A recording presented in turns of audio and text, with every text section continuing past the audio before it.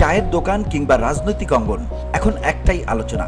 চলতি মাসে দেশের রাজনীতিতে নতুন দল নিয়ে আসছে ছাত্র তরুণরা, আর এ দলের শীর্ষ 6 পদে কারা থাকবেন তাও প্রায় চূড়ান্ত। জানা গেছে, জাতীয় নাগরিক কমিটি ও বৈষম্য বিরোধী ছাত্র আন্দোলনের উদ্যোগে আত্মপ্রকাশ করতে যাওয়া এ দলের সাংগঠনিক কাঠামোতে সমঝোতার ভিত্তিতে নতুন দুটি পদ সৃষ্টি করা হচ্ছে। আহ্বায়ক, সদস্য সচিব, মুখপাত্র এবং মুখ্য সংগঠকের পাশাপাশি জ্যেষ্ঠ যুগ্ম আহ্বায়ক ও জ্যেষ্ঠ যুগ্ম সদস্য সচিব নামে দুটি পদ রাখার সিদ্ধান্ত হয়েছে। ধুলো, ময়লা ও ক্ষতিকর ধূলিকণা থেকে নিমিষেই মুক্তি দেয় চৌধুরী এয়ার পিউরিফায়ার। এর শক্তিশালী সাকশন ঘরের কোনায় কোনায় লুকিয়ে থাকা সকল ধুলা টেনে ফিল্টার করে এবং বের করে আনে নির্মল ও স্বাস্থ্যকর হাওয়া।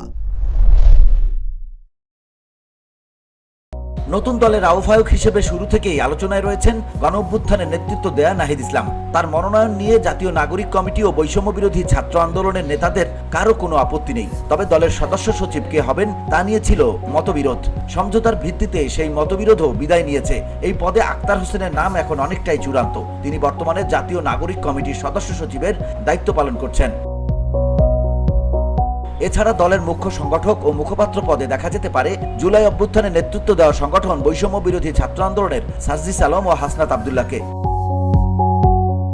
অন্যদিকে জাতীয় নাগরিক কমিটিতে থাকা ছাত্র শিবিরের সাবেক নেতাদের সঙ্গে সমঝোতার ভিত্তিতে জ্যেষ্ঠ যুগ্ম আহ্বায়ক পদে আলী আহসান জোনায়েদের নাম বিবেচনায় রয়েছে। আর জ্যেষ্ঠ যুগ্ম সদস্য সচিব পদে জাতীয় নাগরিক কমিটির বর্তমান আহ্বায়ক নাসিরউদ্দিন পাটোয়ারিকে দেখা যেতে পারে।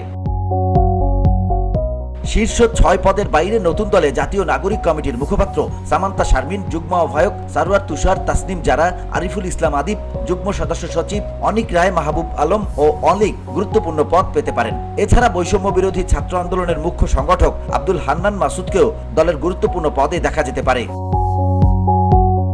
এরই মধ্যে নতুন রাজনৈতিক দলের আত্মপ্রকাশের আয়োজনকে সামনে রেখে জাতীয় নাগরিক কমিটি ও বৈষম্য বিরোধী ছাত্র আন্দোলনের শতাধিক নেতার সমন্বয়ে একটি প্রস্তুতি কমিটি গঠন করা হয়েছে।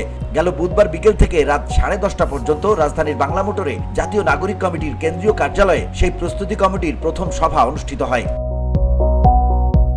VOD Bangla news desk.